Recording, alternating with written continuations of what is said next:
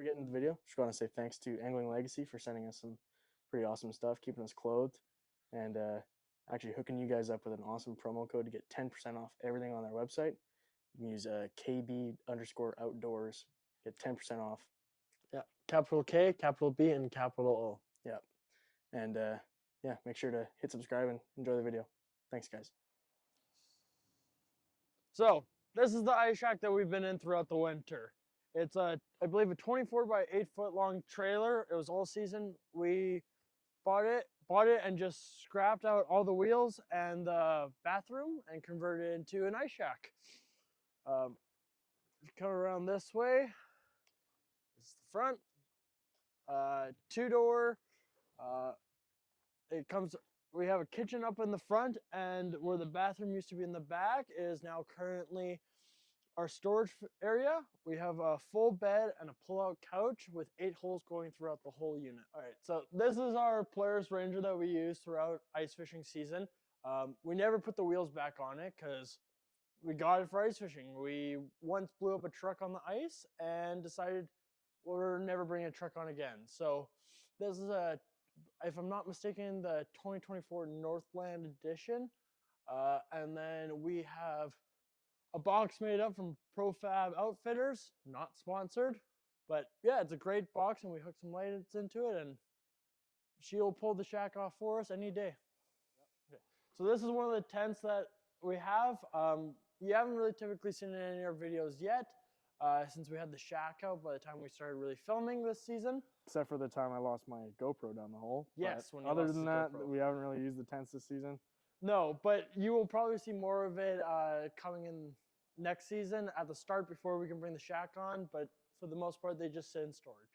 Before getting into the rest of the video, this is a quick look at Angling Legacy's website. This brand is ran by 3 brothers who are actively creating a legacy together in honor of their grandfather who worked for a Utah fishing game. Here's a quick line from their website. Be legendary.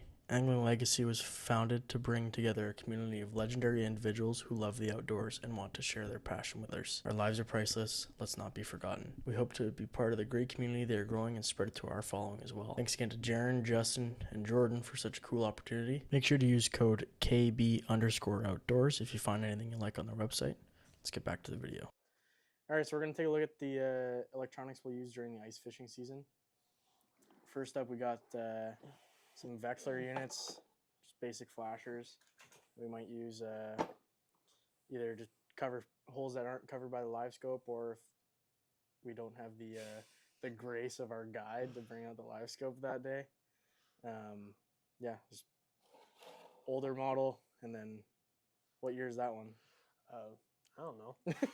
it's don't a know. Vexler. It's a flasher. Yeah, they're flashers. They work great. This one's a lot better. It goes deeper, but I think this model is actually 25 years old, and they sell the exact same thing today. They still work. Yeah, that's a long time. Made in Japan. So this is the Mega Live setup. We have a Helix 10 on top, and then mounted to Milwaukee Packout, which will store inside all of our cables and our batteries, including the charger in case if we are in the shack and we can charge on the go.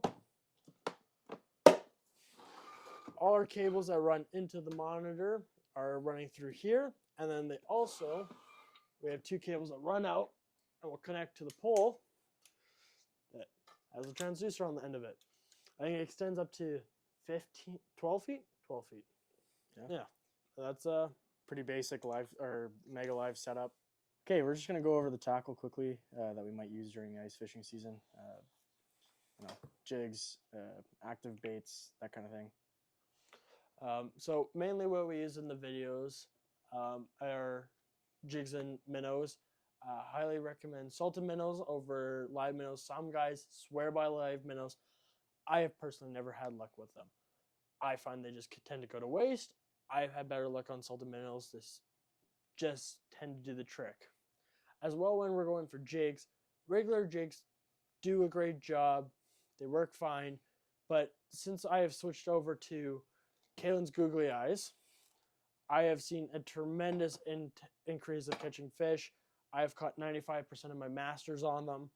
I don't know what it is, just when we're going head to head and a guy ice fishing, a guy using a regular jig and one of us who are using a Killen's googly eye, 95% of the time, the guy using the googly eye will catch the bigger fish, the more fish.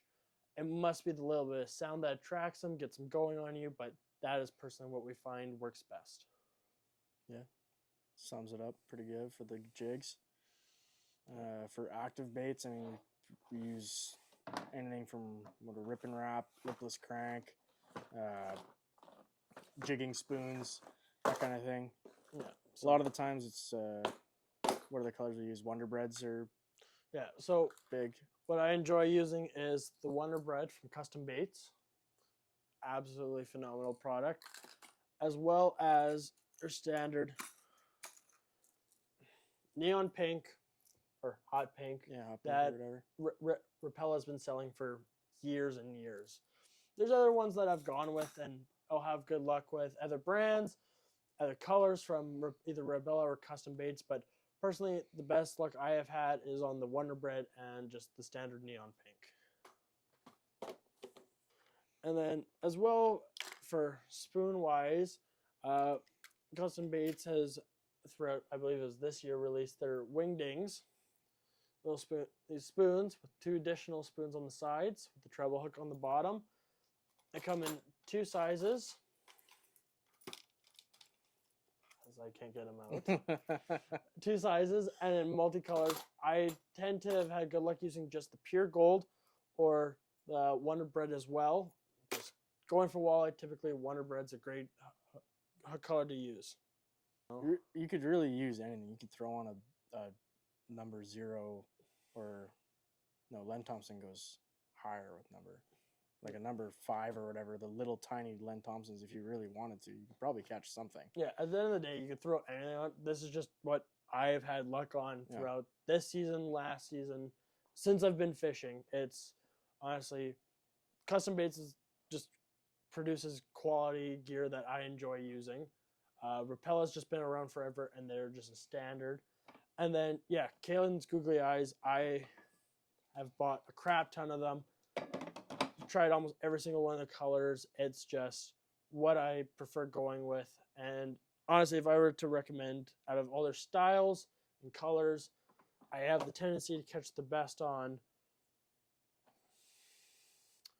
Parrot, as well as their Chartreuse and Hot Pink. Yeah, we'll make sure to get you guys a close-up of all these colors and the lures we're talking about, but yeah, that's pretty much the gist of what we tie on. I guess we can go over the rods next. We're going over Mason's ice rods quick. So throughout the season, these are typically the rods I'll use.